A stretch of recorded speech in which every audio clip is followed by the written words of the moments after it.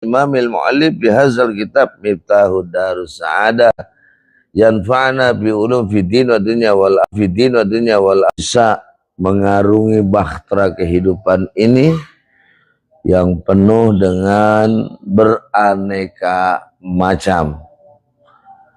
Karena aneka macam ini akan bisa kita lawan tentunya dengan yakni keseriusan. Apa yang harus serius dalam segala bidang. Kalau nggak serius, ya nggak jadi. Kadangkala kita berpikir kalau kaku seperti arang gitu loh. Arang itu kalau udah kaku patah, namanya patah arang. Jadi arang itu nggak bisa disambung dengan lem, nggak bisa disambung dengan iPhone apa aja gitu, nggak bisa. Karena apa? Arang. Makanya ada orang jangan patah arang kamu kan gitu. Maksudnya kalau udah patah tuh nggak bisa disambung. Arang itu susah. Mau disambung pakai apa? Nggak bisa. Gitu. Makanya terlalu serius juga. Jadi takutnya kalau patah tuh kayak patah arang. Jadi istilahnya apa ya? Ini banget gitu loh. Jadi prigit lah. Jadi nggak sama sekali mau gitu loh. Susah. Jadi jangan sampai ada di dalam diri kita tuh kayak gitu. Terakhirnya dinasihatin kagak mau, dikasih tahu kagak mau, diterai nggak mau, akhirnya maunya ya sendiri. Walaupun kita masih kecil, ya udah sendiri menurut kita benar ya benar aja. Mau ngikutin ngaji kayak mau kagak kayak kan gitu. Nah, ini patah arang. Ada apa yang patah ini kan gitu. Ya jangan terlalu apa ya simbiosme ini terlalu kaku. Jadi bagaimana sekarang? Layalin artinya elastis hidup itu. Jadi ya ketika memang harus ya miring dikit ya namanya juga elastis. Ya seperti bagaimana nih kondisi zaman dengan teknologi yang maju. Ya udah ikut-ikutin dari pertamanya HP, kemudian ada Android, kemudian ada internet. Ini kan sesuatu coba kalau dilarang, oh nggak boleh. Ini adalah hal-hal yang tidak ada dalam Nabi. Ini adalah bid'ah, ya kan? Ini adalah mengada-ngada. Nah, berarti ini kita nggak terima kemajuan zaman.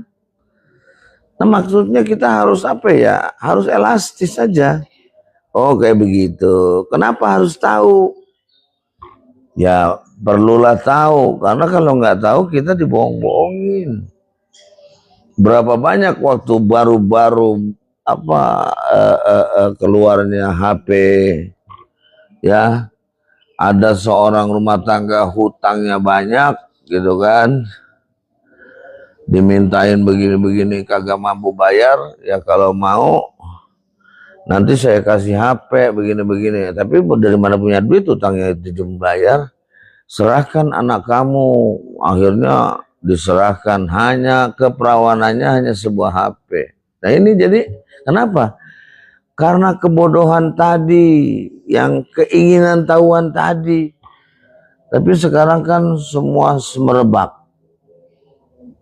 Jadi yang namanya HP itu pisau mata 1000.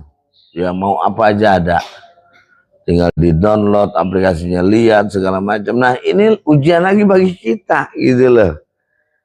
Ujian bagi kita gimana?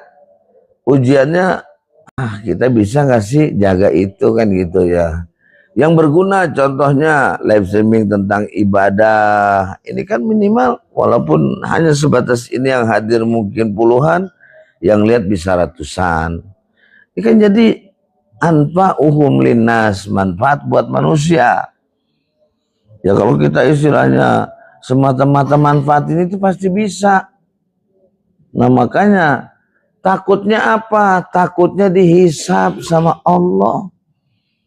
Kita punya kadang-kadang apa yang koleksi baju banyak, ya kan?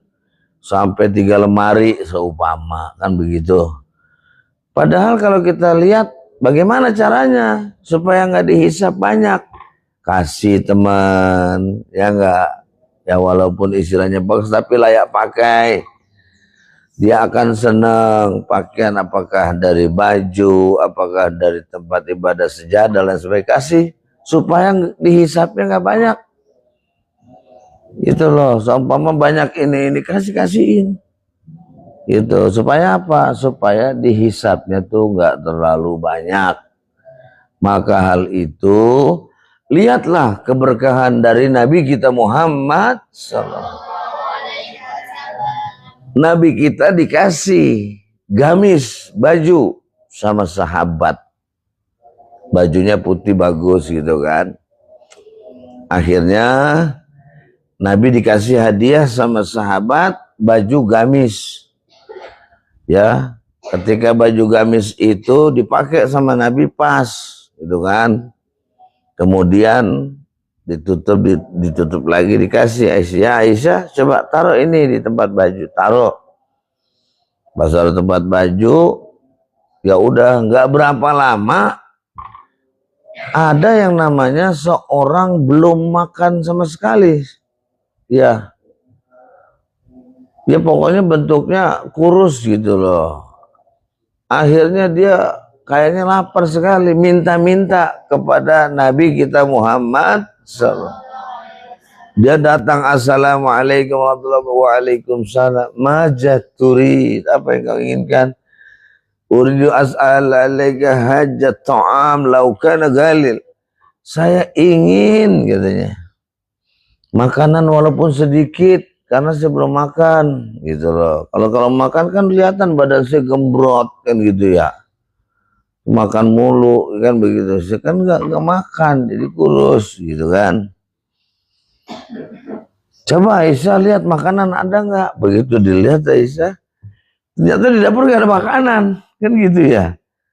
Aduh, mau kasih ini dana juga, ya udah. Coba tadi kan ada baju yang dikasih tuh sama sahabat, coba aja kasih dia biar dia jual gitu loh. Masya Allah, ternyata kan baju yang telah dikasih sama Nabi dari sahabat dikasih ke orang lagi. Begitu dikasih ke orang lagi tuh baju, akhirnya mulai dijual di pasar. Di pasar itu teriak bahwa ini adalah baju Nabi Muhammad. Oh, berebut semua orang. Jadi yang beli itu ngantri gitu loh, banyak. Kenapa? Baju Nabi kita Muhammad.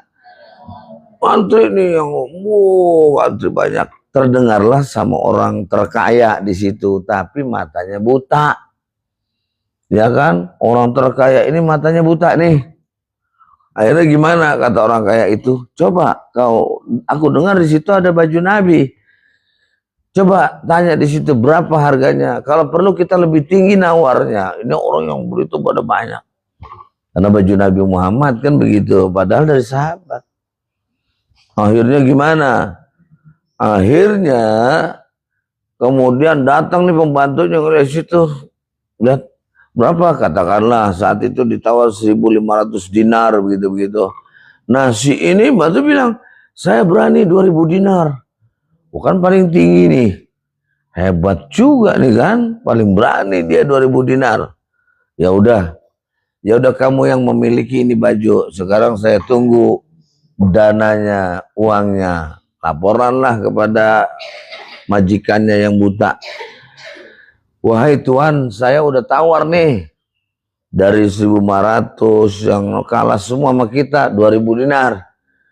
Sebenarnya silakan, nih uangnya, samperin. Ya udah begitu disamperin langsung dibayar. Itu berapa? 2.000 dinar dibayar. Begitu dibayar, kemudian diambillah bajunya, dipakailah sama orang kaya itu. Dia 3 kali pakai, tiba-tiba matanya itu sembuh. Matanya sembuh, Masya Allah. Dia kan jadi syukur ya. Timbang beli baju gini kan, oh ini baju dari Nabi kan begitu. Sembuh matanya dia. Begitu matanya sembuh, Si orang kaya, coba antarkan aku ke rumah Nabi Muhammad SAW. Diantarin ke rumahnya Nabi, mau membalikan bajunya gitu loh. Niatnya. Sampai di rumah Nabi, Assalamualaikum salam. Ada apa wahai Tuhan? Saya datang ke sini tadi di pasar ada yang ngejual baju dari engkau. Saya beli, kemudian aku sembuh dari mata butaku. Dan hari ini saya ingin mengembalikan bajumu. Masya Allah. Ini sebuah cerita. Artinya gini loh, keberkahan itu cuman hanya itu, muter. Ya kan? Begitu orang lapar juga dapat duit. Yang sakit sembuh, barangnya kembali lagi ke Nabi. Itu namanya berkah. Paham? Insya. Nah begitu juga kita sama dalam kitab ini. Ahlul ilmi hum ahlul khasyati. Orang yang ahli ilim, orang yang pengen nyari ilmu, itu mereka adalah orang yang sangat takut sama Allah. Orang yang sangat takut sama Allah artinya ittaqullah. Orang yang ittaqullah, ada kalimat Quran, inna akramakum indallahi atqakum. Sungguh orang yang paling takut sama Allah, yang paling mulia di sisi Allah. Alhamdulillah. Maka berbuatlah kita yang mulia, berbuatlah kita yang baik, sebagaimana kita selalu diajarkan dalam hidup ini, supaya mulia hidup kita. Maka jangan sampai kita rugi dalam hal yang sekecil pun. Kita maju di dalam hal kebaikan terus. Dulu ketika saat saya selesai dari pesantren, dibilang sama saya punya uak Haja Masrifah binti Khalil Rafi'i saat itu, ya datang. Ketika ada orang minta apapun turutin. Seumpamanya harus ngaji tahlilan, ikutin, ngaji di kuburan, ikutin aja. Disitulah pengikutan kita akan diuji sama Allah. Ternyata benar. Saya kemana-mana ngikut, mau disuruh ngaji sehari, semalam, 7 hari, sebulan doang, ngikut terus, tahlil di mana aja. Karena saya nggak pernah punya planning hidup. Jadi ngikutin bagaimana Allah memberikan aliran kehidupan. Yang pertama adalah khosyatillah. Takut kepada Allah. Kalau kita takut kepada Allah, yang lain gak akan kita takuti. Kenapa? Karena kita cuma takut kepada Allah Subhanahu. Kalau sudah takut kepada Allah, yang lain gak ada. Tapi kalau takut sama Allah sedikit, kemudian takut dibagi-bagi lagi sedikit, seandainya kita kerja sama atasan kita, seandainya kita sama orang yang lebih kaya, takut. Akhirnya takut ini kok dibagi-bagi, takut milik Allah.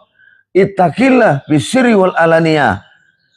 Takut kepada Allah di dalam hal yang tersembunyi maupun yang terbuka. Takut sama Allah, ya. Ya di antaranya kayak gitu. Biarin ketakutan ini terus kita hidup. Karena apa? Karena takut ini adalah bukan sekedar pakaian kita butuhkan. Oh, ini hujan nih, takut kehujanan, jadi ambil jas hujan supaya nggak kehujanan. Bukan itu. Takut yang dimaksud adalah mau ada hujan, mau kagak, ada pakaian jas hujan apa kagak.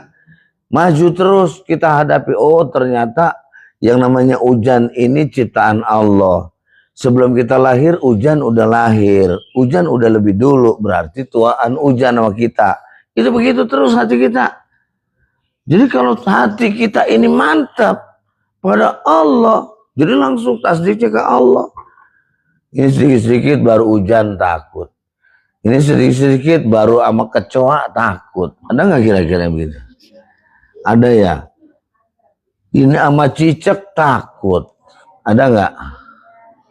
Sama kucing takut. Ya. Coba bayangin tuh, karena sama rebana takut. Ya. Mana?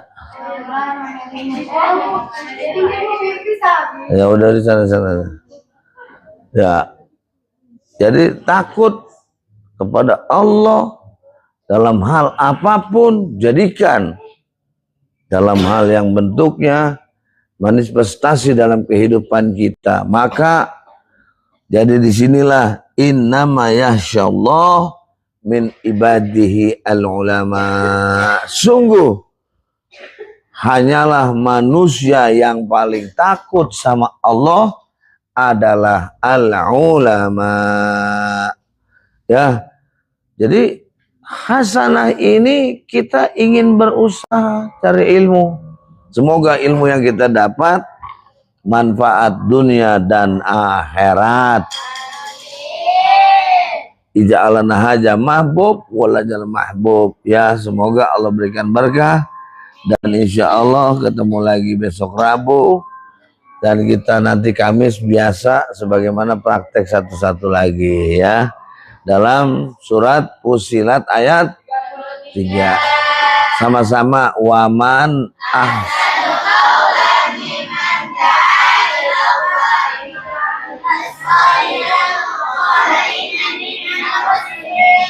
lagu Indianya gimana? Dil kebat.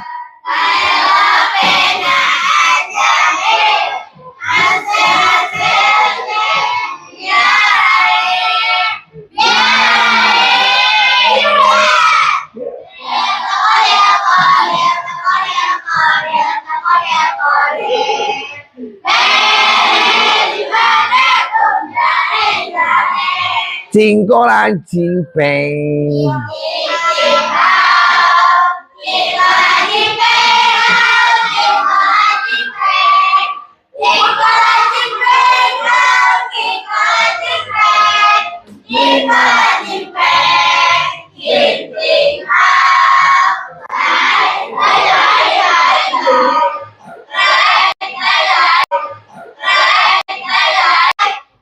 Papanting.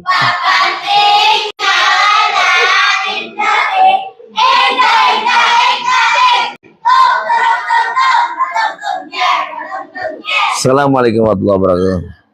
Allahumma